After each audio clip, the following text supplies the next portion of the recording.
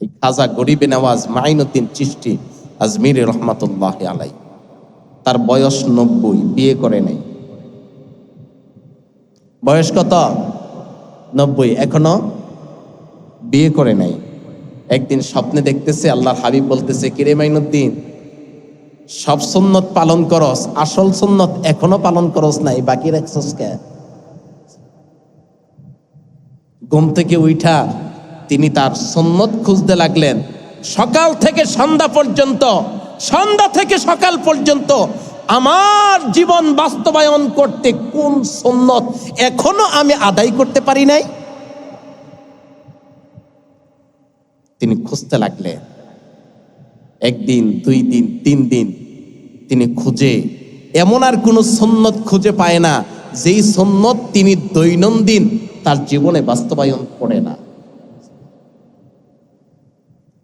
সর্বশেষ আরেকদিন আল্লাহর হাবিবের সাথে তার দিদার হলো।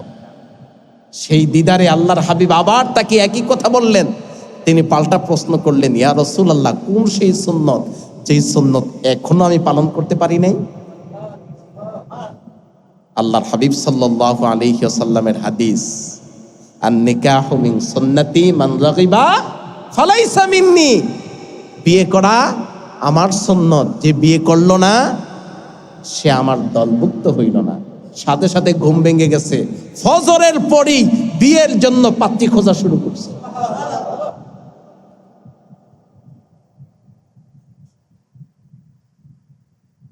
তারা সুন্নত আদায় করার জন্য বিয়ে করতেন,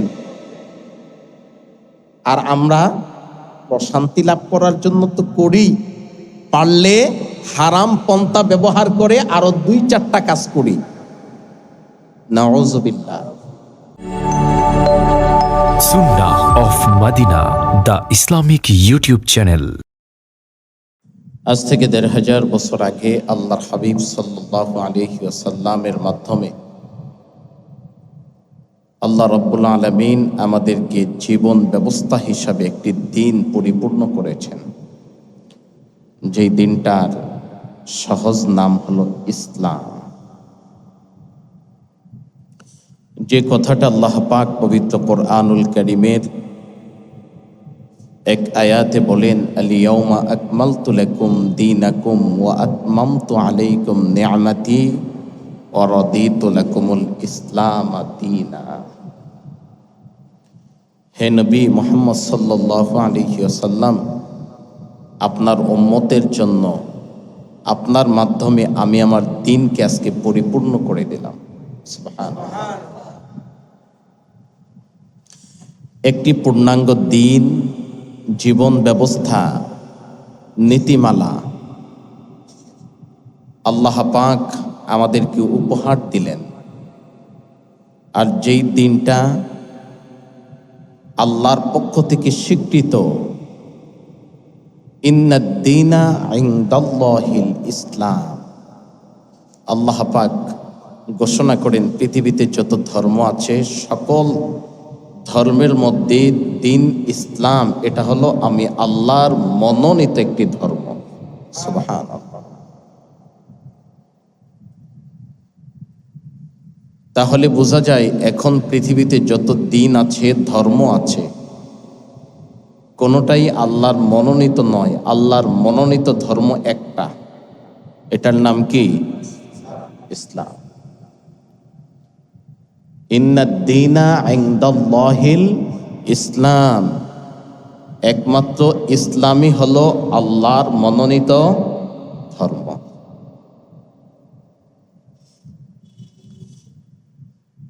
আর এই ইসলামকে আল্লাহ আমাদের জন্য জীবন ব্যবস্থা হিসাবে নির্ধারণ করেছেন, যেই জীবন ব্যবস্থায় আমাদের জীবনের প্রতিটি বিষয়, প্রতিটি নীতিমালা, প্রতিটি বিষয় আল্লাহ পুঙ্খানুপুঙ্খানুভাবে তার হাবিবের মাধ্যমে আমাদের কাছে উপস্থাপন করেছেন। আল্লাহ পাক মানুষের মধ্যে 2টি জাত সৃষ্টি করেছেন, একটি হলো পুরুষ আর একটি হলো মহিলা। একদল আল্লাহ পুরুষ বানালেন, আরেক দলকে আল্লাহ মহিলা বানালেন।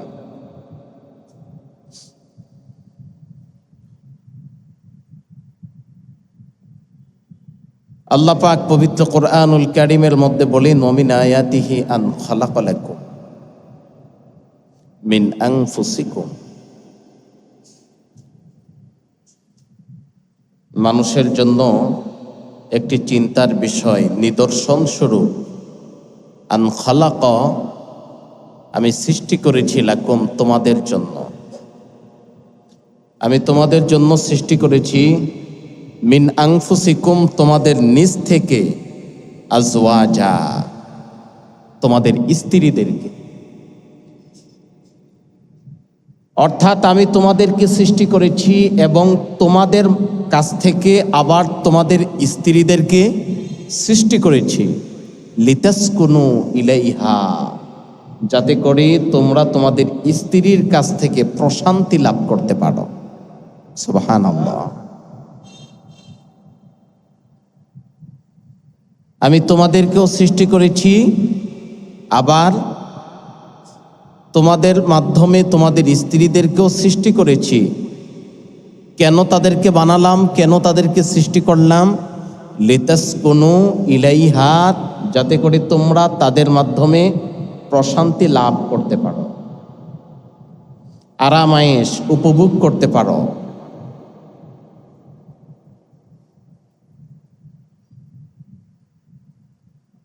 একজন মহিলা আমাদের জীবনের সাথে এমনভাবে জড়িয়ে আছে, শুধু তার কাছ থেকে আমরা প্রশান্তি লাভ করি না, বরং বিশাল একটা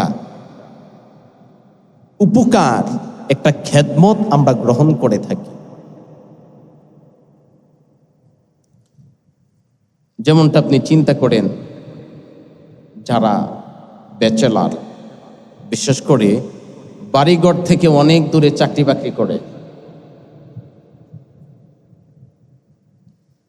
আমরা স্বাভাবিকভাবে প্রবাস জীবনের সাথে যারা জড়িয়ে আছে তাদেরকে হিসাব করতে পারি, যেখানে কেউ নাই, তিনি একাই চাকরি করেন, ডিউটি শেষ করেন, আবার ঘরে ফিরেন, নিজের রুমটা নিজেই গুছালো করেন, নিজের জামা কাপড়গুলি নিজেই ধৌত করেন, নিজের রান্নাটা নিজেই করেন, আবার নিজের খাবার দাবারগুলি নিজেই গুছান, নিজেই খান, নিজেই সবকিছু করেন।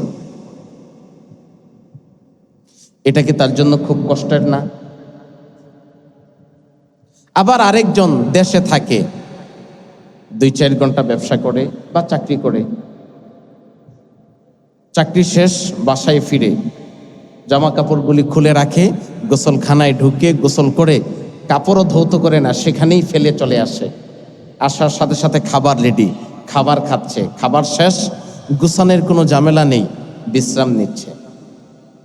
আবার সকালবেলা অফিসে যাবে, ওঠার আগেই তার জন্য নাস্তা রেডি, পোশাক তার জন্য রেডি হয়ে আছে, পোশাক পরে তিনি অফিসে চলে যাচ্ছে। একজন প্রবাস মানুষ, তিনি তার কাজ নিজে করছেন, নিজের খানা নিজে তৈরি করছেন, নিজের গুছালো রোমগুলিকে নিজে গুছ করছেন, জামা কাপড়গুলি ধৌত করছেন, তার জীবনটা। আর যার একজন বিবি আছে, তার জামা কাপড়গুলি ধৌত করে দেয়, তার রান্না বান্না করে দেয়, তাকে খাবার দাবার খাওয়ায়া দেয়, খাবার দাবারগুলি গুছ করে রাখে, রুমটাকে গুছালো করে রাখে, তার জীবনটা, দুইটা কি একরকম হইল? তার বিবি থাকার কারণে তার জীবনটা কি অনেক সহজ হইল না? অনেক সহজ হইল। যদি আপনার কাছে সহজ মনে না হয়, তাহলে একদিন আপনার বিবিকে আপনার কাজে পাঠায়া দিয়েন, আর আপনি আপনার বিবির কাজগুলি ঘরের মধ্যে কইরেন, তারপরে অনুভব করতে পারবেন যে একজন বিবি ঘরে আপনার জন্য কি কি কাজ করে।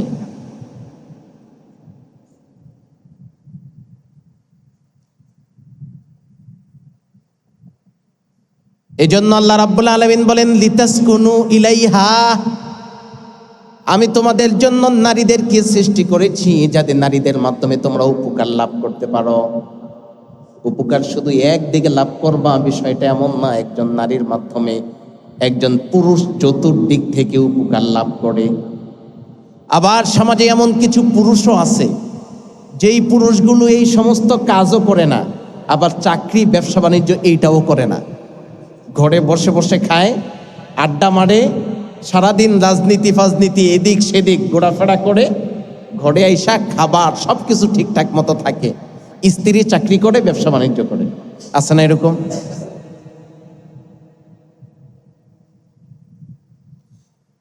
তার মানে একজন পুরুষ একজন স্ত্রীর মাধ্যমে কি পরিমাণ উপকার লাভ করছে।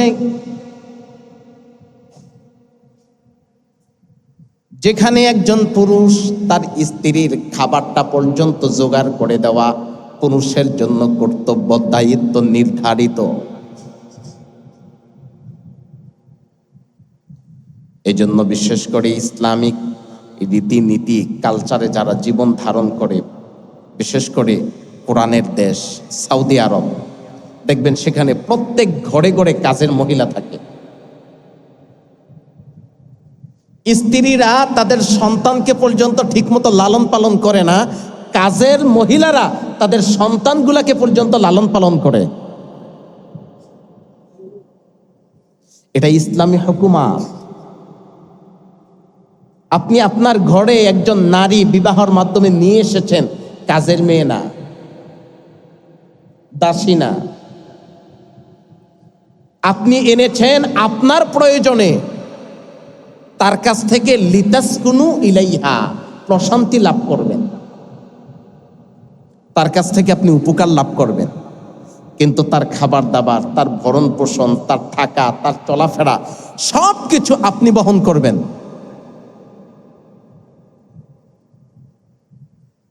কিন্তু সেই তুলনায় বাংলাদেশের নারীরা অনেক হাজার গুণ ভালো, যে তারা তাদের স্বামীদের খেদমত করে এবং তার পাশাপাশি ঘরের কাজ করে, এবং কি তাদের রান্না বান্না, জামা কাপড় ধোয়া থেকে সমস্ত কাজকর্ম প্রতিটা নারী তাদের ঘরের মধ্যে নির্দ্বিধায় আনন্দের সাথে করে যাচ্ছে।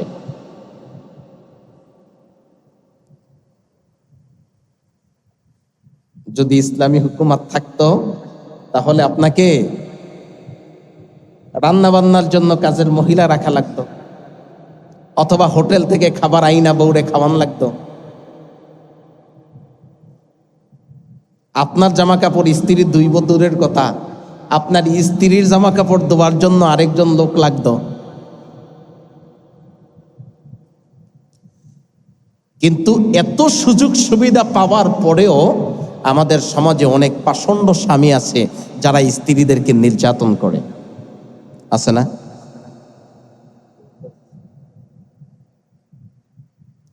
আবার অনেক স্ত্রীও এমন আছে যারা তাদের স্বামীর হৃদয়টাকে জ্বালাতন করে আঙ্গার বানায়া দিছে। আছে না এরকম?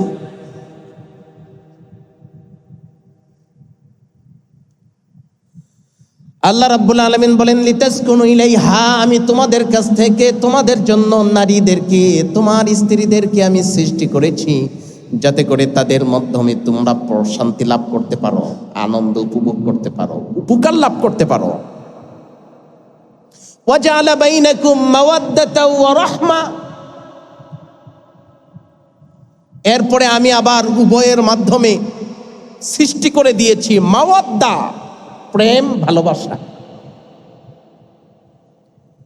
একজন মহিলার অন্তরে একটা পুরুষের প্রতি আলাদা একটা আকর্ষণ আল্লাহর পক্ষ থেকে তৈরি করে দেওয়া আছে। আবার একজন পুরুষের অন্তরে একজন নারীর প্রতি আলাদা একটা আকর্ষণ তৈরি করে দেওয়া আছে। এই প্রেম ভালোবাসা থাকার কারণে একজন পুরুষ একজন নারীর প্রতি আকৃষ্ট হয়, একজন নারী একজন পুরুষের উপরে আকৃষ্ট হয়।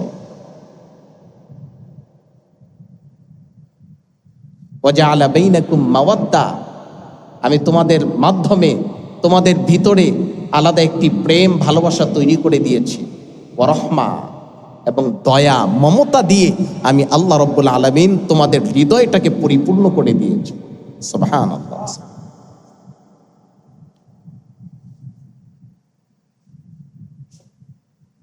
কিন্তু একজন নারীর কাছ থেকে যদি লিতাসকুনু ইলাইহা, যদি তুমি তোমার স্ত্রীর কাছ থেকে কোনো মহিলার কাছ থেকে প্রশান্তি লাভ করতে চাও, আনন্দ উপভোগ করতে চাও, উপকার লাভ করতে চাও, সেটা তোমার মন মতো হবে না। আমি আল্লাহ একটি নিয়ম নীতি তৈরি করে দিয়েছি, যেই নিয়ম নীতিতে তুমি একজন স্ত্রীর সাথে তার মাধ্যমে উপকার লাভ করতে পারবে। আর সেটা কি? আন-নিকাহ, বিবাহ। বিবাহের মাধ্যমে একজন পুরুষ একজন নারীর কাছ থেকে অনেক উপকার লাভ করতে পারে। আবার বিবাহ ছাড়া যদি একই উপকার লাভ করে, তাহলে এটা আল্লাহর পক্ষ থেকে আমাদের জন্য হারাম করে দেওয়া হয়েছে। শুধু হারাম করে দেওয়া হয় নাই, যেটাকে জেনা হিসাবে আখ্যায়িত করা হয়েছে। আল্লাহ পাক পবিত্র কোরআনের অন্য জায়গায় বলেছেন, লা তাকরাবুজ জিনা ইন্নাহু কানা ফাহিশাতাও ওয়া মাকতা। সাবধান, জেনায় লিপ্ত হয়ো না। জেনায় লিপ্ত হওয়া যাবে না। এটা অনেক অনেক বড় এবং ঘৃণিত একটি কাজ। জেনার মতো বেবিচারে যারা লিপ্ত হয়, আল্লাহর কোরআন, আল্লাহর দ্বীন তাদের জন্য এমন এক বিচারের ফয়সালা করেছেন, এমন এক শাস্তির ব্যবস্থা করেছেন, যে একজনের শাস্তি দেখে হাজার হাজার মানুষের হৃদয়ের মধ্যে ভয় তৈরি হবে, পরিবর্তন তৈরি হবে।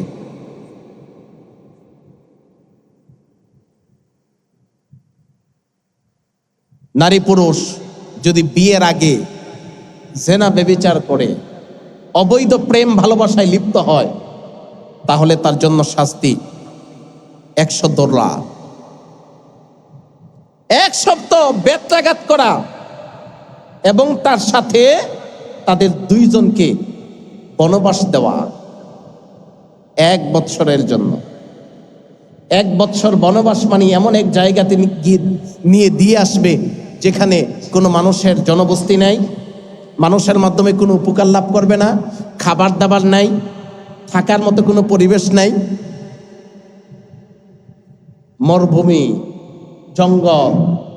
সেখানে 1 বছরের জন্য 2 জনকে 2 জায়গায় পাঠায়া দিবে, যাতে একজন আরেকজনের সাথে আর এই 1 বছরের মধ্যে কোনো যোগাযোগের ব্যবস্থা না থাকে।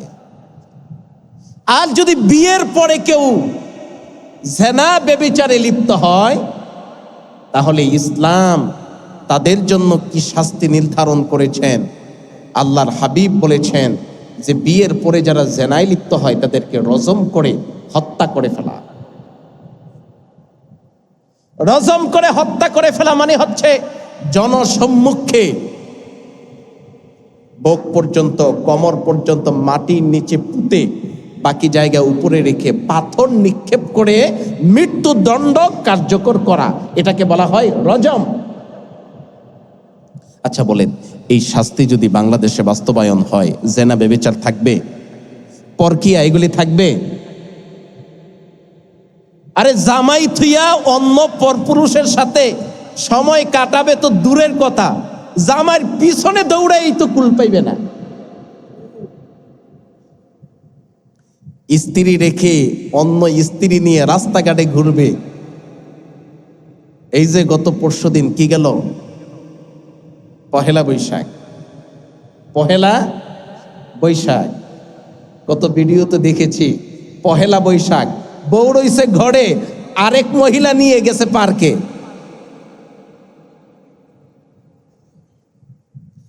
জামাই থাকে একদিকে, আরেক বেড়া নিয়ে চলে গেছে পার্কে। পহেলা বৈশাখ উদযাপন করেছে। এমন রীতিনীতি আমাদের সমাজে হয় কি হয় না? অনেক হয়, অনেক হয়, অনেক হয়। এটাকে বলা হয় অবৈধ পন্থায় একজন পুরুষ একজন নারী থেকে লিতাসকুনু ইলাইহা, প্রশান্তি লাভ করা, উপকার লাভ করা, যেটা আমাদের জন্য, মুসলমানের জন্য কি? জোরে বলেন কি? হারাম। তাহলে হালাল কোনটা? আল্লাহ রাব্বুল আলামিন বলেন, আমি নারীদেরকে তোমাদের মাধ্যমে সৃষ্টি করেছি যাতে করে নারীদের কাছ থেকে তোমরা প্রশান্তি লাভ করতে পারো, উপকার লাভ করতে পারো। ওয়াজআলা বাইনাকুম মাওয়াদ্দা, আবার দুইজনের মাধ্যমে আমি প্রেম ভালোবাসা তৈরি করে দিয়েছি। ওয়া রাহমা, বিবাহের পরে দেখবা একজন স্বামী স্ত্রীর মধ্যে কি মিল মহাব্বত, কি দয়া, কি মায়া। একজন স্ত্রী স্বামী এখনো ঘরে ফিরে নাই, একজন স্ত্রী এখনো তার পিঠ বিছানায় লাগায় নাই, রাতের খাবার গ্রহণ করে নাই, স্বামীর জন্য অপেক্ষায় রয়েছে। স্বামী আসবে, একসাথে খাবার খাবে, তারপরে একসাথে ঘুমাবে, হয় কি না? এটাকে মায়া বলে, এটা মমতা বলে, এটাকে মোহাব্বত বলে, আন্তরিকতা বলে।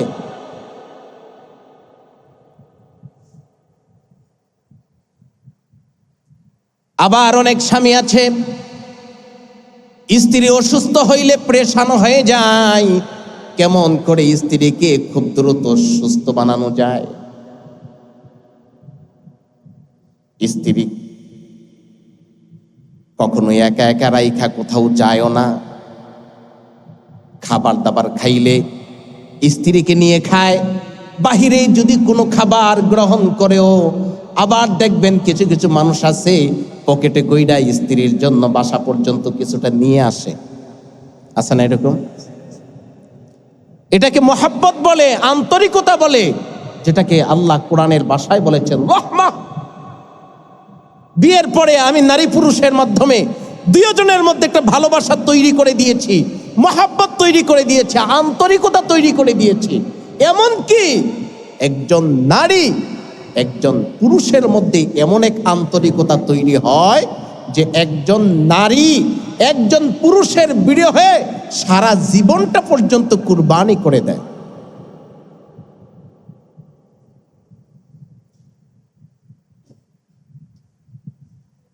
এই হালাল পন্থায় যদি একজন নারীর কাছ থেকে আপনি উপকার লাভ করতে চান, তাহলে আপনাকে একটি মাধ্যম ব্যবহার করতে হবে, যেটাকে কোরআনের ভাষায় বলা হয় নিকাহ, যেটাকে বলা হয় বিবাহ। এটার নাম কি? বিবাহ। আল্লাহর হাবিব সাল্লাল্লাহু আলাইহি ওয়াসাল্লাম বলেন, আন নিকাহু মিন সুন্নতি মান রাগিবা ফালাইসা মিন্নি।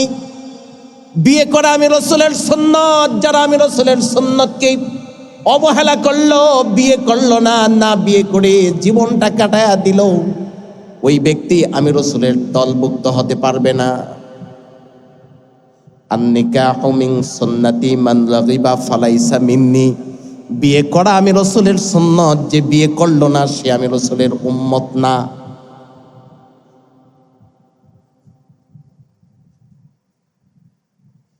তাইলে বিয়ের মাধ্যমে একদিক থেকে নারীর কাছ থেকে উপকার লাভ করা যায়, আরেক দিক থেকে রাসূলের সুন্নাত আদায় করা হয়। সুবহানাল্লাহ। মাইনুদ্দিন চিশতি আজমিরি রাহমাতুল্লাহি আলাইহি, নাম শুনেছেন? গরিবে নওয়াজ খাজা মাইনুদ্দিন চিশতি আজমিরি রাহমাতুল্লাহি আলাইহি, যাকে বলা হয় আতা এ রাসূল, যিনি ছিলেন রাসূলের রওজার পাশে দীর্ঘ সময়। একদিন ঘুমাইছে, স্বপ্নে দেখতেছে যে রাসূলুল্লাহ সাল্লাল্লাহু আলাইহি ওয়াসাল্লাম তাকে বলতেছে, মাইনুদ্দিন কতদিন আর মদিনায় থাকবি? এখন আর মদিনায় থাইকা লাভ নাই, তুমি ভারতবর্ষে চলে যাও, হিন্দুস্তান, এখানে যাও, সেখানের মানুষগুলো আল্লাহর দ্বীনকে গ্রহণ করে নেয়, সেখানে গিয়ে আমার রক্ত জড়া দ্বীন ইসলামকে তুমি প্রতিষ্ঠিত করো। মাইনুদ্দিন স্বপ্নে বলতেছি, ইয়া রাসূলুল্লাহ, কোথায় হিন্দুস্তান? আমি তো চিনি না, কেমন করে যাব? আল্লাহর হাবিব বললেন যে আমার রওজা থেকে সোজা পূর্ব দিকে যাবা, ওই পূর্ব দিকে গেলেই হিন্দুস্তান তুমি পেয়ে যাবা। মাইনুদ্দিন বলতেছি, ইয়া রাসূলুল্লাহ, পেটে ক্ষুধা, কাছে খাবার নাই, এত লম্বা পথ কেমনে পাড়ি দেব? এত লম্বা পথ পাড়ি দিতে গেলে আমার অনেক খাবার দরকার, আমি ক্ষুধার তাড়না সহ্য করতে পারবো না, কি করব? আল্লাহর হাবিব সাল্লাল্লাহু আলাইহি ওয়াসাল্লাম ওই স্বপ্নের মাধ্যমে তাকে একটা আপেল দিয়েছেন। আপেল, কি দিছেন? আপেল। বলছেন যে এই আপেল খাইতে খাইতে যাও, যেখানে আপেল শেষ সেখানেই তোমার জায়গা, যতক্ষণ না পুষবা ততক্ষণ আপেল খাইতেই থাকবা।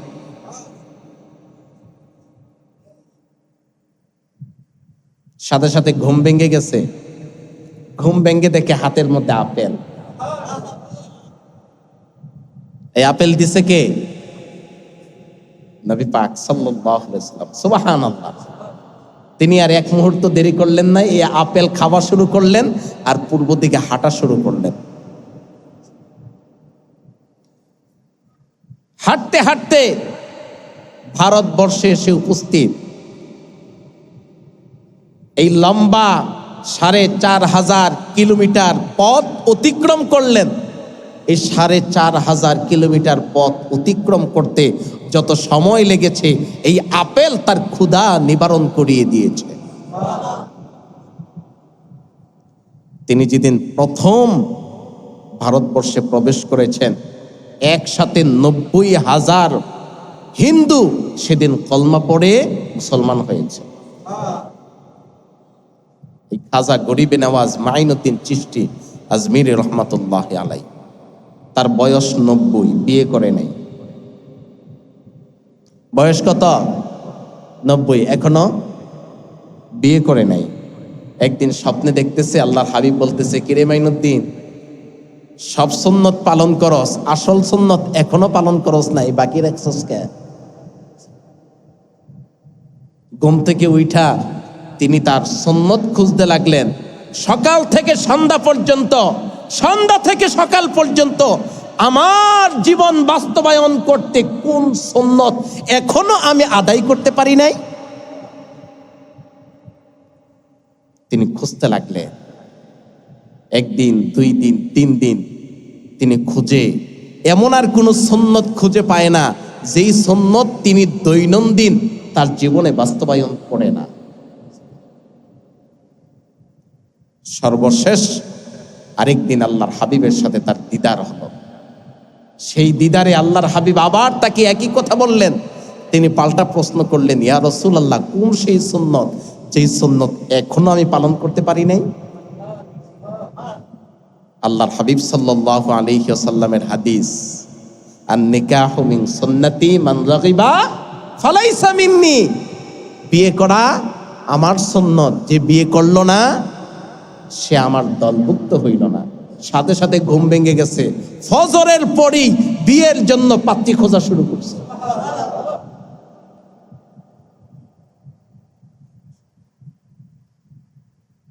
তারা সুন্নত আদায় করার জন্য বিয়ে করতেন, আর আমরা প্রশান্তি লাভ করার জন্য তো করি। পারলে হারাম পন্থা ব্যবহার করে আরো ২-৪টা কাজ করি। নাউযুবিল্লাহ। আল্লাহ আমাদেরকে হেফাজত করুক, বলুন আমিন। এই জন্য আল্লাহ রাব্বুল আলামিন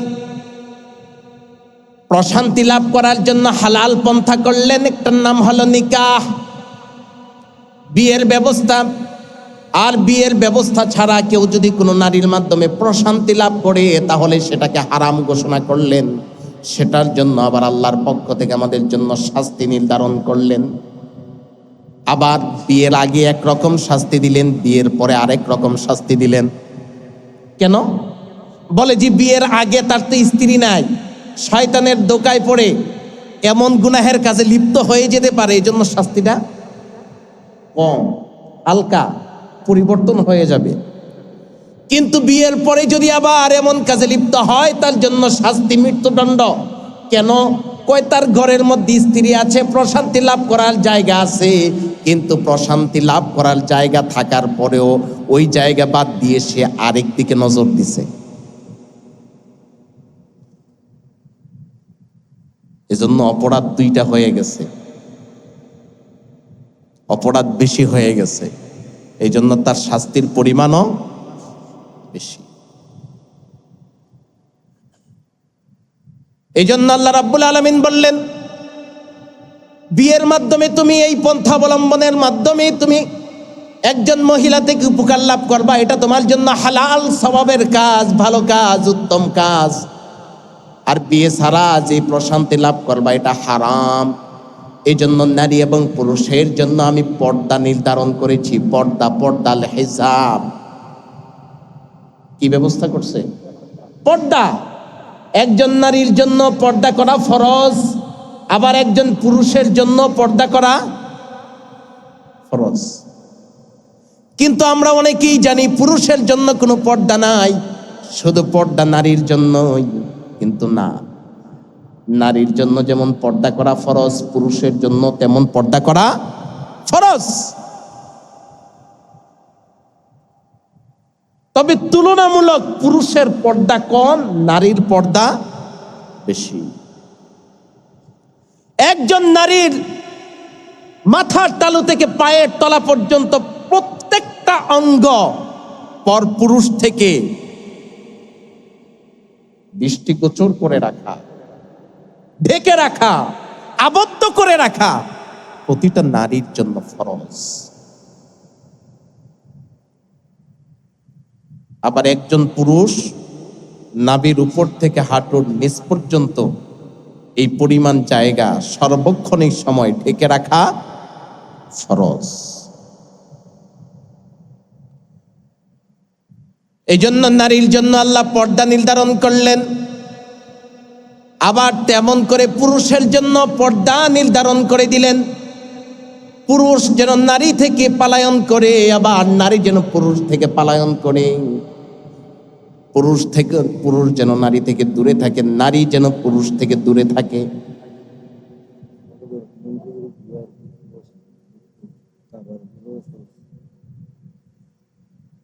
এই জন্য নারীদেরও পর্দা করা ফরজ, পুরুষের জন্য পর্দা করা কি ফরজ। নামাজ পড়া যেমন করে ফরজ, পর্দা করা তেমন করেই ফরজ। কিন্তু আমাদের সমাজে আমরা পুরুষরা কেউ সহজে পর্দা করতে চাই না, শুধু নারীদেরকেই পর্দার কথা বলি, পর্দায় রাখতে চাই। কিন্তু নারীরাও যেমন করে পর্দা করবে, পুরুষরাও তেমন করে পর্দা করবে। এই জন্য একজন নারী পুরুষের দিকে তাকানো যাবে না, আবার একজন পুরুষ নারীর দিকে তাকানো যাবে না। একজন পুরুষ নারীর সৌন্দর্য দেখা যাবে না, আবার একজন নারী পুরুষের সৌন্দর্য দেখা যাবে না। রাস্তায় চলাফেরার ক্ষেত্রে আল্লাহ পাক আমাদেরকে বলেছেন, কুল্লিল মুমিনিনা ইয়াগুদ্দু মিন আবসারিহিম। তোমরা যখন চলাফেরা করো তোমার চক্ষুকে নিম্নগামী করো, নিচের দিকে তাকায়া হাঁটো, এদিক সেদিক তাকায়া ওই নারীদের সৌন্দর্যের দিকে তাকায়া থাইকো না। যদি তাকায়া থাকো এটা চোখের জিনা হয়ে যাবে, চোখের জিনা হয়ে যাবে। আবার নারীদেরকে বলছেন, কুল্লিল মুমিনাতি ইয়াগুদ্দুনা মিন আবসারিহিন্না। এই নারীরা সাবধান, তোমরাও কিন্তু চলার সময় চক্ষুকে এদিক সেদিক করো না, নিচের দিকে তাকায় তাকায় হাইটো, পর পুরুষের দিকে তাকায়ও না, নজর দিয়ে রাখো না। যেমন করে পুরুষরে বললেন তেমন করে নারীদেরকেও বললেন। তার মানে পুরুষরাও সংযত থাকতে হবে, নারীরাও সংযত থাকতে হবে। ওয়াহফাজনা ফুরুজাহুন্না, তোমরা তোমাদের লজ্জাস্থানের হেফাজত করো। নারীদেরকেও বললেন লজ্জাস্থানের হেফাজত করো, আবার পুরুষদেরকেও বললেন লজ্জাস্থানের হেফাজত করো। আল্লাহ দুইটা কথা আগে আনলেন। লজ্জাস্থানের হেফাজতের কথা আগে বলার দরকার ছিল, কিন্তু চোখের কথা আগে কেন বললেন? বলে যে চোখ দিয়া দেখলেই লজ্জাস্থানের কাজ শুরু হয়, এই জন্য চোখের হেফাজত করতে বলছি আগে। চোখের হেফাজত হইলে লজ্জাস্থানের হেফাজত এমনিতেই হয়ে যাবে। যে চোখের হেফাজত করতে পারে না সে লজ্জাস্থানের হেফাজতও করতে পারে না।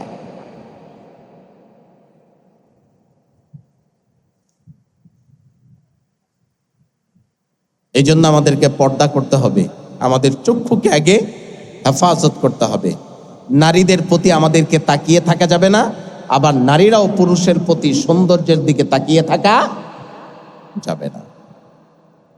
আল্লাহ পাক এই বিধানগুলি মেনে চলার মতো তৌফিক আমাদেরকে দান করুন। মসজিদের বাটি গেছে, আপনারা মসজিদের জন্য মুক্ত হস্তে দান করুন। আজকের অসংক্ষিপ্ত আলোচনা অর্ধেক শেষ, আগামী অর্ধেক আগামী জুমায় ইনশাআল্লাহ। প্রিয় ভাইয়েরা, আল্লাহর দিন, আল্লাহর ধর্ম, এটা আমাদের জন্য একেবারেই সহজ যদি আমরা মানি, আর যদি না মানি তাহলে কঠিন। ইসলামের চাইতে সহজ পন্থা পৃথিবীতে আর কোনো পন্থা নেই। আছে? আপনি মুস্কি হাসলেও ইসলামের মধ্যে সওয়াব আছে। সুবহানাল্লাহ বলেন। একজন ভাইয়ের সাথে আপনি হাসি মুখে কথা বললেও ইসলামে সওয়াব আছে, যেটা আর কোথাও নাই। আপনি পৃথিবীতে যত ভালো কাজ করেন, প্রতিটি কাজের বিনিময়ে আল্লাহর পক্ষ থেকে সওয়াব বরাদ্দ। ফামান ইয়ামাল মিসকালা যাররাতিন খায়রান ইয়ারাহ ওয়া মান ইয়ামাল মিসকালা যাররাতিন শাররান ইয়ারাহ। যাররা পরিমাণ যদি ভালো কাজ করো, কেউ দেখে নাই, কেউ প্রতিদান দেয় নাই, কেউ ভালোও বলে নাই, তারপরেও আল্লাহর পক্ষ থেকে তোমার জন্য পুরস্কার আছে। আবার যারলা পরিমাণ খারাপ কাজ করলেও আপনার জন্য তিরস্কার আছে। এই জন্য আমি বলি, সকল ভালো কাজে সময় কাটাবেন, অংশগ্রহণ করবেন, আর সকল খারাপ কাজ থেকে বেঁচে থাকার চেষ্টা করবেন ইনশাআল্লাহ। কারণ কোন ভালো কাজ আল্লাহর কাছে পছন্দ হয় আপনি বলতে পারবেন না। এমনও হতে পারে অনেক বড় বড় ভালো কাজ করছেন, আল্লাহর পছন্দ হয় নাই। আবার এমনও হতে পারে অনেক ছোট্ট ভালো কাজ করছেন, যেটাকে আপনি ভালো কাজ মনেই করেন না, ওইটা আল্লাহর কাছে পছন্দ হয়েছে। আর ওই পছন্দনীয় ভালো কাজের উসিলাই আল্লাহ আপনাকে দুনিয়াতেও কল্যাণ দিতে পারে, আখেরাতেও কল্যাণ দিতে পারে। এই জন্য প্রিয় ভাইয়েরা, প্রতিটি ভালো কাজে আমরা অংশ নেব ইনশাআল্লাহ বলেন, আর প্রতিটি খারাপ কাজ থেকে আমরা বিরত থাকবো ইনশাআল্লাহ। এই ভালো কাজগুলিতে অংশগ্রহণ করা আমাদের জন্য খুব বেশি জরুরি। এখন আমাদের মোটামুটি গরমকাল আসছে, বিদ্যুতের যথেষ্ট ঘাটতি। 24 ঘন্টায় 12 ঘন্টায় বিদ্যুৎ থাকে না, 12 ঘন্টা কোনো রকম আসে যায় থাকে, ঠিক না? আর নামাজের সময় মসজিদে আসলে জীবন যায় যায় যায় যায় যায় যায় চলে। নামাজে আজান হয়েছে, বিদ্যুৎ গেছে, নামাজ শেষ হয়েছে, বিদ্যুৎ আইছে। এমন হয় না? আমাদের অধিকাংশ সময় এমন হয়, নামাজে দাঁড়াইছে, বিদ্যুৎ গেছে, সালাম ফিরাইছে, বিদ্যুৎ আইছে। এই বিদ্যুতের ঘাটতি আমাদের জন্য খুব কষ্টকর। এই জন্য আপনারা জানেন আমাদের এই মসজিদে আরাম আয়েশে সালাত আদায়ের জন্য জেনারেটরের ব্যবস্থা আছে। এই একটা জেনারেটর চালু করলে একসাথে 20-50টা ফ্যান চলে। দেখা যায় যে আধা ঘন্টা জেনারেটর চললে 1-1.5-2 লিটার তেল অটোমেটিক চলে যায়। এটা গরমকালে এই মসজিদের জন্য অনেক বিশাল একটা বাড়তি খরচ। এই খরচটাতে যদি আমরা অতিরিক্ত কিছু করে সাদাকা করে দিই, যাতে করে মসজিদ কারেন্ট না থাকলেও ফ্যানগুলি ঠিক মতো চলে, কারেন্ট না থাকলেও মুসল্লিরা যেন আরামে নামাজ আদায় করতে পারে, এই জন্য আমরা একটু তেলের জন্য, যাতে করে তেলের সংকট আমাদের না থাকে, আমরা যেন জেনারেটরটা নিয়মিত চালাতে পারি, এই জন্য আপনারা একটু শরিক হয়ে যাবেন। এই জন্য আপনারা একটু শরিক হয়ে যাবেন। যে যেমন করে পারেন 10 টাকা 20 টাকা এই মসজিদে হাত কালেকশন যেভাবে দিচ্ছেন, এই তেলের জন্য একটু হাত কালেকশনে আপনারা সহযোগিতা করবেন। 2 জন বাটি নিয়ে যান, যে যেমন করে তেলের জন্য, জেনারেটরের তেলের জন্য আপনারা অতিরিক্ত কিছু সাদাকা দিয়ে যান, যাতে করে এই বিদ্যুতের সংকটপূর্ণ সময়টাতে আরাম আয়েশে মুসল্লিরা 5 ওয়াক্ত নামাজ কারেন্টের মাধ্যমে, এই বিদ্যুতের মাধ্যমে, জেনারেটরের মাধ্যমে নামাজ আদায় করে প্রশান্তি লাভ করতে পারে। যান।